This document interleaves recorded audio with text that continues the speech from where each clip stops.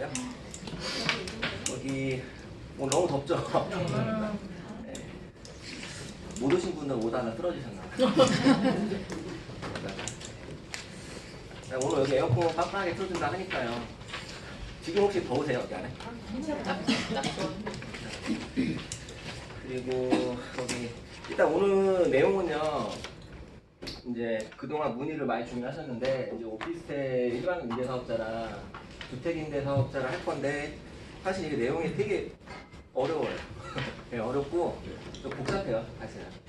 복잡하고 저 같은 경우 제가 직원들 뽑을 때마다 몇 번씩 이거를 따로 얘기해 줬는데 한 대여섯 번 얘기해서 잘 몰라요. 잘 모르고. 근데 이게 지금 일반 임대사업자 같은 경우는 만약에 오피스텔이나 상가를 하실 분이라고 하시면은 이거는 꼭 알아두셔야 되는 거예요. 이거는 임대가 아니라 매매를 하기 위해서는 필수적으로 아셔야 되는 거고요. 그리고 주택임대사업자 같은 경우는 사실은 예전에는 이 의미가 없었어요, 별로. 아무도 하지 않으니까. 근데 지금 정부에서 계속 지금 추진하고 있는 게 주택임대사업자를 계속 강조를 하고요. 그리고 2020년까지 지금 100% 지금 주택임대사업자를 의무화시킨다고 하니까 아마 지금 현업에 가시거나 이제 앞으로 일을 하실 분들은 이거를 많이 보시게 될 거예요. 그래서 이게 이제 임대뿐만 아니라 매매하는 데 있어서도 꼭 필요하실 거기 때문에 얘기를 드릴 건데 내용이 되게 많아요. 되게 많은데 제가 일단 이거를 오늘 최대한 추스려 보긴 했거든요.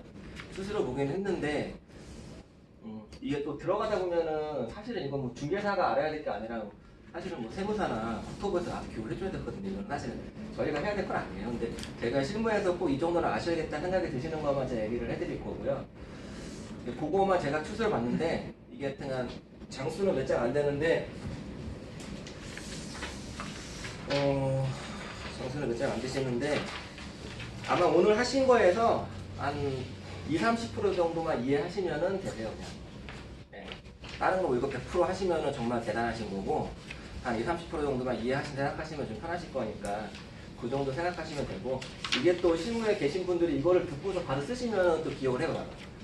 그런데 여기 계신 분들이 이거를 뭐 당장 뭐 다음 주에 쓰시거나 그러실 일이 없을 확률이 크거든요. 그러면 또 잊어버려요.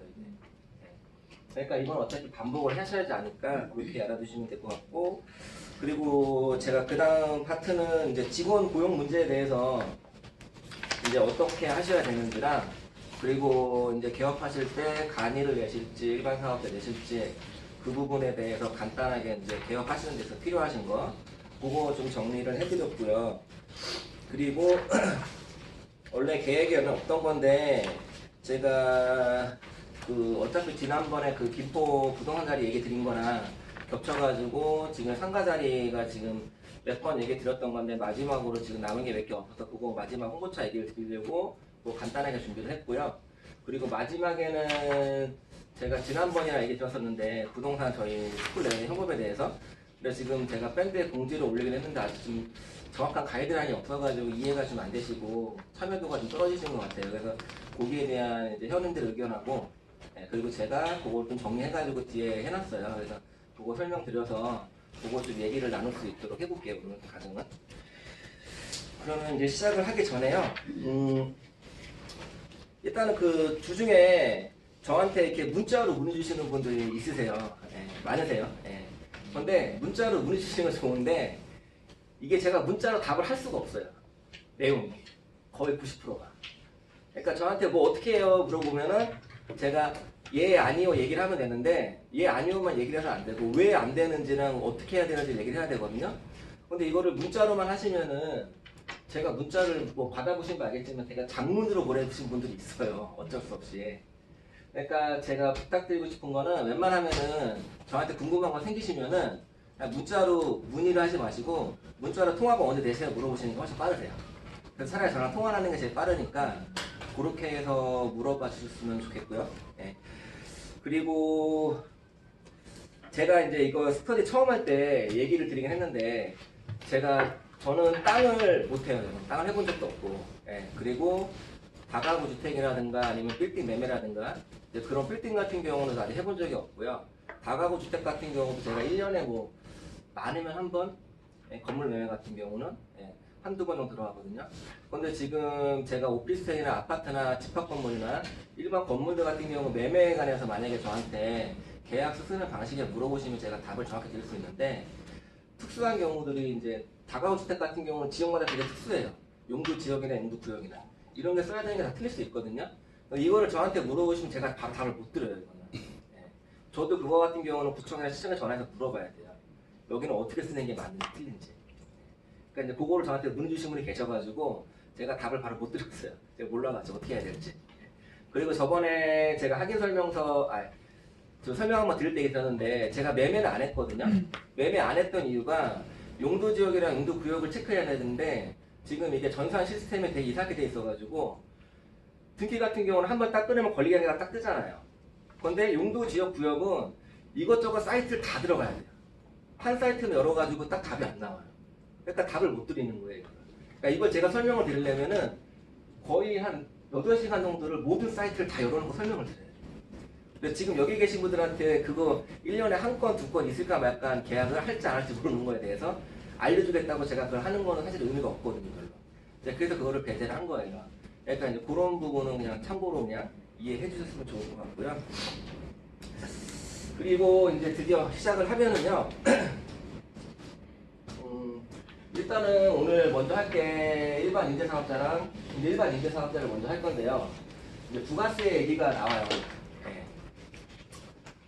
근데 사실 이거는 뭐 알아야 되나 말아야 되나 고민을 했는데 일단은 부가세 얘기를 하니까 이게 법에 나와 있는 정의예요. 그냥 사업에 사용해야 되고 재화 용역이 돼야 되고 공급이 돼야 돼요. 네. 그래서 이게 돼야지만 부가세가 무조건 붙는 거예요. 이게 돼야지만 법이 그래요. 그래서 지금 부동산 거래할 때 보시면은 원래 토지 같은 경우는 부가세가 붙어야 되는데 제가 저번에 설명드렸지만은 집합 건물 같은 경우 토지 금액, 건물 금액 따로 있다 얘기하셨죠. 금액이. 근데 건물에만 부가세가 붙는다고 했잖아요. 그게 왜 그런가 하면 토지 같은 경우는 면세 제한하고 제한 이거 요거는 맞는데요. 세금을 안 매기는 제한가 토지 말고 몇 개 있어요. 네. 제가 다른 거는 안 적어놨어요. 저희한테 필요한 건 토지만 필요하기 때문에 일단은. 그러니까 토지 같은 경우는 면세제하기 때문에 토지는 부가세가 없어요. 무조건. 네. 그리고 주택은 부가세가 제가 오피스텔에 있고 주택은 없다고 얘기 드렸죠. 이제 기억이 나실지 모르겠는데 주택 같은 경우는 부가세가 없는 게 원칙인데 기본적으로 국민주택 규모 이하만 없어요. 그러니까 이 얘기가 무슨 얘기냐면은 이제 대형 아파트 같은 경우 있죠. 뭐 40평 이상, 50평 이상 이제 그런 거를 만약에 분양을 해주게 되면은 거기는 부가세가 있어요. 근데 그 아래 우리가 국민주택 규모면은 85제곱미터 이하잖아요. 그러면 전용 24평이면은 아파트 치면은 여기 공급 면적으로 해서 32평 정도 나오거든요. 그러니까 그거 이하에는 부가세가 없다고 보시면 되니까 아마 이게 일반적으로 저희가 아마 접하게 되실 물건들일 거예요. 그래서 아파트는 제가 이제 부가세가 없다고 주택은 얘기를 드린 거고, 그리고 오피스텔은 일반적으로 무조건 부가세가 붙어 있고요. 그래서 여기 밑에 보시면은 상가, 빌딩, 오피스텔, 업무용시설은 부가세가 무조건 있어요. 부가세가 무조건 있고, 그리고 주택은 없는 게 원칙이고요. 그리고 밑에 한 번 더 써드린 대로 국민주택 규모를 초과할 시는 발생을 하신다. 근데 이거는 사실은 몰라도 돼요. 근데 이게 나와 있기 때문에 제가 알려드린 거고, 요거 말고 예외가 하나 더 있긴 한데 그건 거의 쓸 일이 없어서 제가 안 적어놨어요. 그러니까 법인이 매도할 때는 이제 또 부가세가 없긴 한데 그거는 저희가 할 일이 거의 없을 거예요. 네. 요거 정도만 그냥 하나 정도 팁으로 알아두시면 될 것 같고요. 근데 일단 요거는 기본적으로 그냥 한번 설명을 드린 거고요. 그리고 이제 뒤에 제가 실제 예를 적어놨어요. 이제 적어드렸고요. 이제 또 마찬가지로 맨 오른쪽에 빈칸이 있죠. 네, 빈칸 여러분이 쓰셔야 돼요.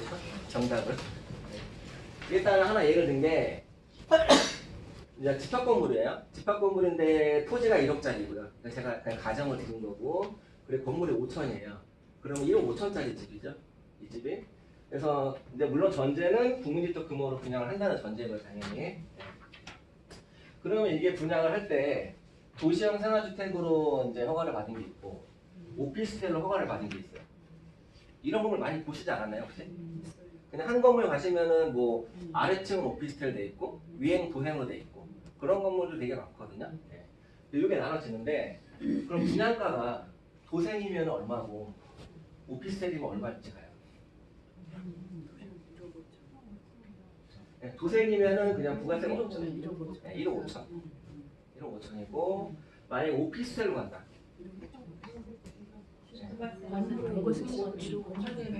오피스텔은 일단 1억 5,500. 두 가지가 아니야. 오피스텔. 네. 오피스텔 같은 경우는 건물에만 붙으니까 1억 5,500이에요. 토지는 안 붙어요. 이 여기까지 이해되셨어요? 네. 그러면 요거까지 됐다고 가정을 하고 이제 다음에 넘어가면요.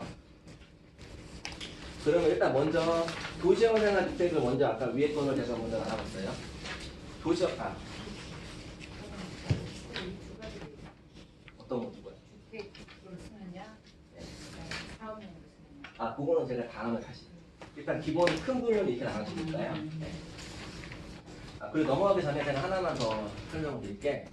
그러면은 지금 이론상으로 보면은 도시형 생활주택이 분양가가 더 싸죠. 오피스텔보다. 이론상으로는.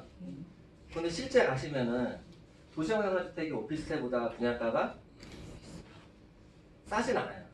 네, 똑같거나 비싸거나 해요. 그거 왜 그렇게 될까요? 도시형 생활주택은 부가세도 없고 이쪽 번이면 더 싸야 되는데, 그리고 오피스텔 같은 경우가 오히려 아래층이 더 비싸고, 이론상으로 도시형 생활주택은 위에 층이 더 싸고, 그 말이 안 되잖아. 그쵸? 이게 왜 이론은 이런데 실제는 왜 이렇지가 않냐면요, 이거를 이제 분양받으러 가신 분들은 자세히 들으셨으면 아실 건데, 이 도시형 생활주택이랑 얘랑 집이 똑같아요. 가서 보시면은, 예를 들면은 당연히 똑같은 금액이니까 기본 금액이 똑같은데, 도시형 생활주택은 이제 아파트잖아요, 쉽게 얘기해서. 네? 그러면 여기 베란다가 있어요. 베란다가. 근데 집에 가서 보시면 베란다 없죠. 베란다 없잖아요. 그럼 뭐예요? 확장해 놓은 거죠. 네. 그거 비용을 플러스 알파를 시켜요. 그래서 내가 가가지고 베란다 만들어달라고 얘기해도 안 만들어줘요. 이 상태로 분양을 받던가 말던가. 그러니까 건설회사 입장에서는 손해보고는 안 한단 말이에요. 이거 같은 경우. 그러니까 사실 도면을 보시면은 실제 면적은 등기사 나와 있는 건 틀린데 가서 보시면 똑같아요. 그래서 물어보면은 도시형 생활주택은 베란다가 확장돼 있어요. 100%. 네. 그러니까 분양가가 당연히 금액이 플러스 알파가 되니까 얘랑 차이가 없거나, 그리고 아니면 얘가 오히려 비싼 경우가 많아요. 층이 높기 때문에. 네. 그래서 이제 그런 게 하나의 실무에서 나오긴 하는데, 이제 그런 거는 제가 요거 설명드리니까 한번 그냥 기회가 돼서 한번 얘기를 드린 거고요. 손님들이 질문하실 일은 거의 없긴 하실 거예요, 아마. 그리고 다시 넘어오셔서 이제 도시형 생활주택으로 오시면은요, 이제 두 가지로 나눠주죠. 이제 실제 입주를 하시는 케이스가 있을 거고요. 그리고 아니면은 주택임대 사업자. 맞죠? 네. 그리고 오피스텔 오시게 되면은 좀 전에 그 경위님이 여쭤보신 대로 일반 임대사업자를 내실 수도 있고요. 그리고 주택임대사업자를 내실 수도 있어요. 쉽게 얘기해서. 보니까 지금 도시형 생활주택, 오피스텔, 주택임대사업자는 둘 다 내실 수 있죠. 네. 그렇죠? 근데 일반 임대사업자는 얘밖에 없네요. 그러니까 일반 임대사업자는 무슨 얘기냐면은 이거를 내가 사가지고 사무실 용도로 쓰겠다는 거예요. 사무실 용도로 임대하겠다는 얘기예요. 그러니까 주택은 당연히 안 되겠죠. 네. 그래서 지금 이렇게 나눠진다는 이 큰 골자만 아마 알고 계셔도 나중에 도움은 되실 거예요. 이 큰 골자가. 이제 여기까지 하시고 다음에 이제 넘어가시면은 이제 갈수록 조금 복잡해져요. 이제 아까 그 예로 다시 들어왔어요. 1억 5천짜리. 네. 1억 5천짜리 다시 들어왔고, 일단은 오피스 일반 임대사업도 제가 하고 있기 때문에 지금 오피스텔을 먼저 예를 든 거예요. 오피스텔을 하고 주택임대사업자를 낼 경우는 일단은 빼놓고요. 나중에 제가 설명을 드릴 거고, 일단 일반 임대사업자 냈어요. 그럼 일단 일반 임대사업자 냈다는 얘기는 뭐냐면은 1억 5천에서 부가세 포함 금액에서 이 금액이 된다는 거죠. 네. 1억 5,500. 그렇죠? 그리고 보시면은 부가세 별도라고 되어 있으면 1억 5천. 부가세 포함이면은 1억 5,500. 그렇죠? 그런데 여기서 제가 하나 여쭤볼게. 그러면 오피스텔 말고요. 이 같은 건물 아까 도시형 생활주택 아래층, 이제 위에층 분양받았을 때 그것도 금액은 실질적으로는 1억 5천이지만 1억 5,500에 분양한다는 거죠. 그렇죠? 그러면 걔랑 얘랑 집이 똑같죠, 금액이. 그러면 보통 예전에 분양팀에서 많이 얘기했던 게 뭐냐면은 금액은 1억 5,500 다 정해져 있는데 깎아줄 방법이 없잖아요. 이 집에 대해서. 네. 그러면 손님한테 유도하는 게 뭐를 유도하냐면은 이거 내시라 그래요. 이거 내면 어떻게 돼요? 500 깎아줘. 500 환급을 받으니까. 그럼 1억 5천이죠. 그러면 사람들이 대부분 아 그러면 내가 좀 싸게 사놨다. 그렇게 알고 사세요. 그래서 그렇게 팔았던 이제 분양업에 종사하시는 분이 엄청 많았었고요. 그리고 이제 이게 문제가 된 게 뭐가 문제가 있냐면은 이게 일반 임대사업자를 분양받는 사람이 냈는데 이게 뭔지를 몰라요. 내라고 해서 냈는데. 네. 그리고 이게 주택임대사업자랑 좀 틀린 게 뭐냐면은 주택임대사업자 나중에 거기 등기하실 때 잔금 치를 때 그때 내시면 되거든요. 근데 일반 임대사업자 같은 경우는 이거 분양계약 하잖아요. 계약하시면 21일에 먼저 내버려야 돼요. 분양하자마자. 네. 그러면 분양팀에서 이걸 유도할 때 분양 받고 나서 바로 구청이나 시청 세무서 와가지고 이거 바로 내버리겠죠. 네. 그러면은 그렇게 해서 이거를 이렇게 1억 5천 싸게 샀다 생각하는데 나중에 이제 제가 중개업을 하면서 이제 분양 받고 나서 이제 물건 내는 사람들이 오는데 뭐 사업자 냈냐고 전 물어봐야 되잖아요. 예, 그래야지 임대를 맞추니까 조건에 맞춰서. 근데 주인들이 이거를 뭐 설명을 못해요. 내가 뭐 시켜서 하긴 했는데 이게 뭔지 모르겠다. 그리고 이제 중간에 오래된 건물 같은 경우 이거 갖고 있는데 이걸 내가 중간에 팔 수 있는 건지 팔 수 없는 건지도 모르고. 근데 더 재밌는 거는 분양팀에서도 이게 뭔지 잘 모르는 사람이 많아요. 예. 왜 그냥 하라고 하니까. 예. 이렇게 하면 돼, 이렇게 하면 돼. 이렇게 하면 그냥 싸게 그냥 할 수 있으니까. 그럼 좋잖아, 500 깎아주고. 예. 그 내용을 모른다는 거예요. 그래서 그렇게 많이 유도를 했는데 지금 같은 경우는 이제 이거는 좀 힘들어요. 왜냐면 주택임대사업자가 지금 예전 같은 경우는 이게 한 9대 1 정도 됐고요. 지금 같은 경우는 이게 한 9대 1.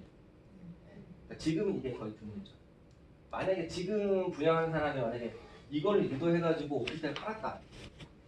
그분은 진짜 영업의 능력자. 정말. 네, 영업의 능력자예요. 지금 이걸 팔았다 그러면. 그래서 일단은 이렇게 진행이 되는데 제가 이제 요건을 몇 개 적어놨어요. 보시면은 이거는 무조건 어떤 거든 간에 뭐 주택임대사업자든 일반 임대사업자든 간에 혜택을 받을 수 있는 거는요. 이제 큰 대부분 혜택 일반 임대사업자 같은 경우는 부가세 500 받는 거죠. 그리고 주택임대사업자는 뭐 아시는 분은 아시겠지만 취득세에서 좀 싸게 살 수 있는 거고. 네. 그리고 요거는 최초 분양 시에만 가능해요, 무조건. 네. 최초 공급 때만. 중간에 매매가 이루어지는 그런 경우 같은 경우는 혜택을 받을 수 없어요. 그 두 가지 혜택은.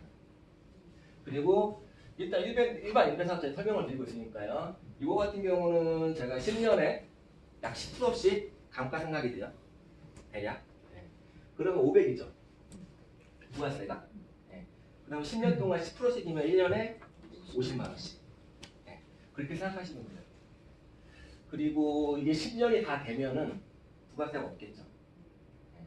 그러면 만약에 10년 이후에 내가 팔게 되면은 뭐 사업자 물어볼 필요 있을까요? 없죠. 네. 어차피 폐업하든 말든 간에 네. 사업자 물어볼 필요가 없어요. 그래서 주변에 만약에 오피스텔 중개를 하실 때 10년 차가 넘었다. 네. 그러면 사업자 물어볼 필요 없어요. 그거를 통화해가지고 사업자를 물어보면은 이제 부동산이 조금 거시기 한 거죠. 부동산 입장이. 그리고 이제 3번에 오시면은 만약에 10년 안에 팔 때, 10년 안에 팔 때는 어떻게 계약하시면 되냐면은 포괄 양수양도 계약이라고는 들어는 보셨죠?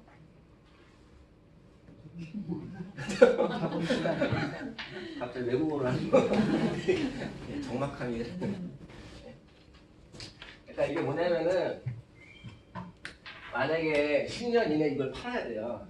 팔 수 있거든요. 그러니까 팔려면 어떻게 팔아야 되냐면은 이게 이제 이 사람 입장에 이제 매도인이잖아요. 그러면은 매수인이 똑같이 일반 임대사업자를 갖고 있는 사람한테 팔 수 있어요. 그러니까 이제 그 사업장에 대한 권리를 이 매수인한테 똑같이 이제 양수양도 한다는 거예요. 그게 이제 포괄 양수양도인데 저거를 하시게 되면은 일반 매매계약서를 보통 쓰시잖아요. 그거를 쓰시고 포괄 양수양도 계약서를 또 쓰셔야 돼요. 그럼 포괄 양수양도 계약서에는 뭐가 들어가냐면은 가장 기본적으로 건물가 건물 가격 정확히 얼마, 토지 금액 정확히 얼마, 부가 정확히 얼마, 그게 명시가 돼 있어요. 근데 그거를 누가 뽑아줄 거예요? 금액을? 저희 계산 못하죠. 네, 저희가 계산하면 저희가 세무사 해야죠. 네, 세무사가 뽑아줘요. 그거는. 네. 그래서 이런 계약을 하게 되면은 세무사한테 잔금날 언제고, 그리고 뭐 건물 주소 알려주고 금액 얼마인지 알려주면은 세무사가 요 금액 기준 삼아가지고 얼마인지 딱 뽑아줘요. 그럼 그거 그대로 적으시면 돼요. 그래서 이제 그 계약서를 쓰고 작성하시는 건데, 이제 그거를 이제 포괄양상도 계약이라고 하거든요. 근데 그렇게 계약은 가능하세요. 네. 과태료도 없고, 네. 가능하신데, 대신에 만약에 이 집을 3년 있다 팔았어요. 분양받고 나서, 입주하고 나서. 3년 있다 팔았으면은, 아까 10%씩 같이 이제 감가상각이 되잖아요. 3년 됐으면은 30%는 이미 끝났죠. 그렇죠? 그럼 70% 남았죠. 그럼 70%는 어떻게 돼야 돼? 매수인한테 양수양도가 되는 거예요. 네. 쉽게 얘기해서. 그 사례를 제가 뒤에 하나 더 있는데, 네, 그건 그때 한번 더 자세히 설명을 해드릴게요. 그리고 이제 포괄 양수양도의 계약에서 주의사항은 뭐 제가 금방 얘기드린 대로 세무사 통해서 정확한 자녀 부가세 계산을 하시면 되고요. 네. 이거는 중개사가 하는 거 아니에요. 네. 괜히 이거 하려고 하시면 안 돼요. 그리고 이제 그 다음은 이제 별도의 포괄양수양도 계약서를 쓰셔야 된다는 것도 있고, 그리고 이제 사고는 아까 제가 처음에 얘기했던 거죠. 10년이 지난 후에는 포괄양수양도 계약을 할 필요가 없어요. 그렇죠? 네, 다 끝났기 때문에 이게 의무 사용 기간이. 그래서 그때는 부가세가 전부 소멸되었으므로 누구와 계약이 진행돼도 전혀 문제가 없어요. 네. 그러면 여기서 하나만 더 예를 들면은 지금 2번 같은 경우는 포괄양수양도 계약은 다행스럽게, 네, 아주 다행스럽게 이거를 사시는 분이 일반 임대사업자가 있잖아요. 그러니까 포괄 양수 계약이 가능하시잖아요. 그런데 만약에 사고 싶은 사람이 이게 없어요. 일반 임대사업자가. 그러면 거래가 어떻게 진행돼야 될까요? 그러면 일단은 포괄 양수 계약은 못하죠. 그렇죠? 그럼 방법은 하나밖에 없죠. 이 사람이 사업자 폐업하는 수밖에 없잖아요. 살 사람이 사업자가 없으니까. 그렇죠? 그럼 사업자를 폐업하면 어떻게 되냐면은 아까 제가 3년 예를 들었죠. 네. 그래서 30%는 일단은 끝났죠. 70% 남았죠. 그럼 70%이 사람이 나라에다 토해내면 돼요. 네. 그러니까 저희가 흔히 쓰는 용어로 토해낸다 그래요. 네. 토해내시고 파시면 돼요. 네. 근데 이게 토해내고 팔 때 얘는 가태료가 없어요. 네. 가태료가 없는데 얘는 가태료가 있어요. 네. 얘는 가태료가 없고. 그러니까 얘는 막 팔겠죠 그냥. 네, 주기 급하면은. 네. 근데 얘 같은 경우는 밑에 같은 경우는 팔게 되면 가태료가 1,000만 원이 들어요. 네. 그러니까 주택임대 사업자 같은 경우는 하려면은 무조건 사업자 있는 사람이 승계를 하셔야 돼요. 네, 주택임대 사업자. 그래서 지금 이제 뒤에 주택임대 사업자 설명을 들으시면 아실 건데요. 나라에서 주택임대 사업자를 지금 계속 어떻게 유도를 하냐면은 처음에 지금 시행할 때 4년, 8년 해가지고 시작했거든요. 근데 지금 최근에 바뀐 게 4년짜리 혜택을 자꾸 줄이고 8년으로 무조건 가게 하고 있어요. 그래서 8년짜리도 지금 혜택을 제 생각에는 조만간 또 줄일 거고 10년까지 늘릴 거예요. 그게 뭐냐면은 임대주택 하면 영원히 임대만 두라는 얘기예요. 네. 그리고 혜택은 주는데 혜택은 이거를 오래 갖고 있어요. 네. 그럼 팔지 말라는 얘기죠. 쉽게 얘기해요. 근데 그게 제 개인적인 생각에는 부동산 거래 활성화에 도움이 될지는 잘 모르겠어요. 왜냐면 어차피 그럼 이거 안 팔 거 아니에요. 이미 공급한 건 많은데 그거 팔 사람이 없고 물건은 계속 짓고 그럼 그거 어떻게 되겠어요? 나중에 초과 공급밖에 안 되죠. 거래가 돼도 들어야 되잖아요. 근데 안 도니까. 그리고 뭐 공부 다 하셔서 아시겠지만은 이게 보통 임대주택 이런 오피스텔 같은 게 10년 되면은요 상태가 많이 안 좋아요. 옵션 같은 거 다 망가지고 상태 안 좋고 그럼 부수 비용 같은 거 되게 많이 들어요. 나중에. 근데 그런 거는 제가 볼 때는 정책은 지금 하나도 반영이 안 돼 있는 대로 가긴 한데 일단은 그렇게 되고 여기까지만 이제 이해가 되시면 되고 혹시 여기까지도 질문사항 있으세요 혹시? 네. 아까 전에 매수인이 임대사업자가 없는 사람한테는 이제는 그 팔겠다는 뭔가 제약이 있잖아요. 그러면 내가 만약 임대사업자가 없는 매수인이에요? 네. 그럼 제가 낼 수 없어요 임대사업자를요? 아니, 내시면은 포괄 영상도 하시는 거고. 내는 거 어렵지 않으니까 그렇게 할 수 있는 거잖아요. 네. 근데 이거 오피스텔 같은 경우는 지금 주인들이 예전 같은 일반 임대사업자를 굳이 낼 이유가 없죠. 아, 사실 매수인이 네, 일반 임대사업자 왜 내냐? 일반 임대사업자. 매수. 그러니까 지금 같은 경우 많이 낸다고 치면은 저라면은 저 같은 경우 주택임대사업자는 몰라도 일반 임대사업자 제가 또 내가지고 하지 않죠. 왜냐면은 이게 제가 저번 스타트 때 얘기 드리긴 했는데 일반 임대사업자를 내면은 원칙은 어떻게 임대를 놓으셔야 되냐면은 무조건 사업자만 임대를 놔야 돼요. 그래서 전입하시면 안 돼요. 100%. 네. 그러면 업무 시설로 쓴다는 얘기예요 이게. 주거용이 아니라. 얘가 주거용, 얘 비주거용. 그러면 이제 이게 만행이 됐던 이유가 예전 같은 경우는 그렇게 쓰더라도요 세입자들한테 전입 신고를 못하게 하는 주인들이 전입하지 말고 주거용 써라. 근데 서울에서 보통 아까 제가 9대1 했잖아요. 9대1인데 여기 구 중에서도 한 90% 이상의 다 전입 신고 안 하고 다 썼어요. 부가세 환급은 다 받고. 그리고 나라에는 어떻게 신고해요? 공시. 세금 하나도 안 내죠. 그러니까 나라에서 왜 자꾸 얘를 강조하려고 할 거예요? 세금 걷어야죠. 공실이면 증명하라 이거예요 지금 나라에서. 예전 같은 경우 이게 너무 많다 보니까 알고 있는데 실사를 나올 수가 없어. 너무 많다 보니까 당연하게. 그래서 그거를 나오기 전에 먼저 바꿔버린 게 뭐냐면은 주택임대사업자를 더 강화시켜가지고 규제를 풀어놓은 거 이걸 하라고. 자꾸 유도하다가 이제 얘랑 거의 비등비등해지니까 그 다음에 한 게 뭐냐면은 얘를 단속하기 시작한 거예요. 여기 공실이었을 때 팔 때 정말 공실이었는지 증거를 갖고 오라 그래요. 그리고 세무서에서 만약에 뭐 오피스텔 같은 경우 CCTV를 확인하든가 관리비 영수증 하나 확인하면 바로 나오잖아. 공실인지 아닌지. 나라에서는 지금 돈 거들려고 쳐놔야 되는데 이런 뜻이 있어요. 그러니까 이게 저희는 그동안 중개업을 하니까요. 만약 뉴스에서 이제 이거 막 얘기 나오고 이거 얘기 나오면은 요렇게 해서 이렇게 하는구나 얘네가 또 이해가 되셔야 돼요. 이게 남 얘기가 아니라. 그래서 지금 제가 설명드리는 것도 쉬운 내용 아니에요 절대로. 절대 쉬운 내용 아니니까 내가 도저히 이해가 안 된다. 이해가 안 돼도 신경 쓰지 마세요. 또 들으면 되니까. 아셨죠? 네. 근데 주택 임대 사업자잖아요. 내가 주택 임대 사업자인데 주택 임대 사업자한테 파는 건 가능해요? 네, 그건 제가 이따 설명드릴 건데 가능하다고 아까 얘기 드렸다시피 가능해요. 근데 만약에 얘 같은 경우, 이 사람 같은 경우는 이 사업자가 없는 사람한테 팔 수 있는데 팔게 되면 남은 부가세만 토해내면 돼요. 벌금 없어요, 같아요. 근데 이 사람 같은 경우는 만약에 이거 주택임대사업자 남녀한테 판다. 팔 수 있어요. 근데 일단은 과태료도 나오고 그리고 그 이전에 받은 거 취득세 감면, 재산세 감면 그거 다 토해내야 돼요. 그러니까 쉽게 얘기하면 팔면 안 된다는 얘기예요. 그거는 제가 뒤에 아마 주택임대사업자도 설명드릴 때 많이 나오긴 할 거거든요. 여기까지만 들어도 조금 이제 혼미하죠. 아니신가요? 여기까지 해서 이해가 잘 되시면은 안 되는데. 과거하고 걸리실 건 뒤로 가거든요. 이제 여기에 실무에서 진짜 나오는 거예요, 이게. 아까 지금까지 배운 거랑 이제 그거는 제가 이론상으로 정리를 하는 거고 그냥 칠게요. 이제 이번에 실무에서 나올 수 있는 건데 제가 하나 예를 뽑아놨어요.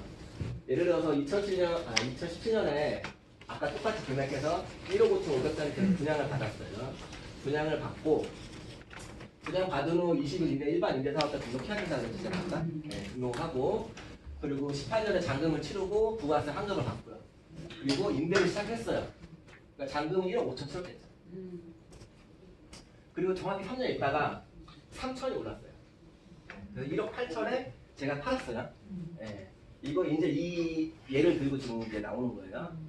그러면은 이런 상황일 때 첫 번째 질문이 이거를 이제 공동 중개할 수 있잖아요. 제가 물건 줄 수도 있고 다른 데 이제 이 물건이 나올 수도 있고 제가 손님을 내니까 그러면 전화해서 문의할 때 부가세 포함 금액을 물어봐야 될까요? 부가세 별도 금액을 물어봐야 될까요?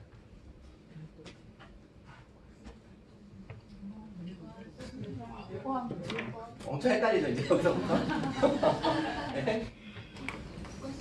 여기는 한 번만 더 생각을 해보면은 만약에 1억 8천에 팔잖아요 지금. 예. 근데 3년밖에 안 됐죠. 어찌 되었든 간에 부가세가 얼마일지는 모르겠지만은 3년밖에 안 됐으면 일단 70% 남아 있는 거죠. 금액은 내가 모르지만은. 예. 그러면은 만약에 부가세 별도 금액을 하면은 살려는 사람이 사업자를 내는 경우, 내는 경우, 안 내는 경우든 간에 부가세 당연히 별도 금액을 물어보면 안 되고 무조건 부가세 포함 금액을 물어봐야 돼요. 당연히. 만약에 부가세 별도 금액을 물어봐. 이제 얘기를 해줬어요. 유권자에서 부가세 별도 금액을. 근데 살려고 하는 사람이 이제 포괄 양산 양도할 거예요. 1억 8천 살 건데 이 사람 1억 8천 매수인이 다 줘야 되나요? 70% 빼야죠. 70% 빼야 되잖아요. 네. 그리고 30%만 주면 되죠. 네. 금액이 틀려진단 말이에요. 1억 8천이 아니고. 오피스텔 같은 경우. 근데 이게 되게 헷갈려요. 이게 되게 헷갈리거든요. 근데 이거는 아마 제가 두 번째 이거 다음 장에 사례를 좀 계산을 딱 해놓은 게 있어서 그거 보시면 아마 좀 더 이해가 더 빠르실 건데 일단은 제가 이거는 패스를 하고요. 제가 뒤에 장에서 같이 설명을 드리고 그리고 2번 먼저 할게요. 2번에 지금 만약에 부가세 포괄 양상 때 지금 3년 됐잖아요. 그럼 30%잖아요. 그러면은 감가액이 대략 감가액이 150만 원일까요? 최초 부가세가 500이잖아요. 그렇죠? 3년 됐으면 30%. 그러면은 150. 이게 맞을까요? 아닐까요? 아니니까 물어봐요. 이거를 설명을 하기 위해서 이 다음 장을 보시면요.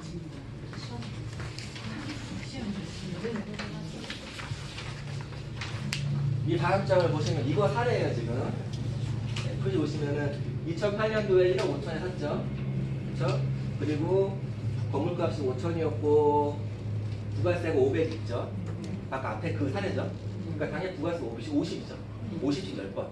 근데 1년차 때 시가 기준으로 해가지고 1년차 때 1,000만 원씩 올랐다 가정했을 때예요. 그러면 얘는 5,500이 건물값이 땅값도 500씩 오르고 건물값 500 올랐다 가정했을 때 그럼 부가세가 550이 돼버리죠. 그럼 얘 같은 경우 1년치가 55만 원 되는 거예요. 그리고 2년차는 또 올랐을 때 60이 되고 3년차 때는 65만 원. 그러니까 이렇게 계산이 돼요. 그래서 만약에 아까 걔가 이제 요집 같은 경우가 판다고 치고 이제 3년 있다가 1억 8천에 그러면은 만약에 이 사람이 포괄 양세 양도를 한다고 하면은 230만 원. 그럼 이 사람이 처음에 받은 거는 500이지만은 230 하면은 거의 한 45% 정도 되거든요. 그렇게 생각할 수 있는데 사실은 올랐으니까. 손해는 아니긴 한데 이렇게 계산이 된다는 거예요. 그러면은 이거를 매수인이요. 지금 부가세가 230이면은요. 여기 밑에 계산하는데 30%일 때가 230이고 70%일 때가 대략 지금 현재 시점으로 420이잖아요.